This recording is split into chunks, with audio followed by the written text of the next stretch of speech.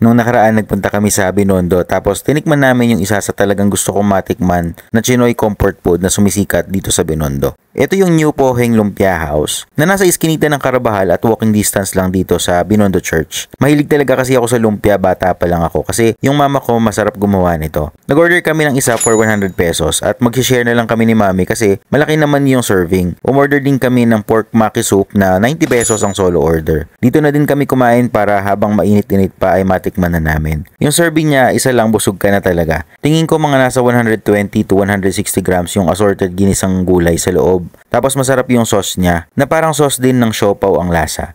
Sobrang satisfied ako sa lasa nito. Ito talaga yung old school lumpiang sariwa na natitikman ko noon. Classic lumpiang sariwa nga kung tawagin ko ito kasi ganito talaga yung mga lumpiang sariwa noon. Magarlic and mapinat yung flavor. At babalik-balikan ko ito dito sa Binondo. Yung pork maki soup naman ay para siyang matabang na pares. O para lang talaga siyang clear soup na may konting soy sauce at medyo malapot.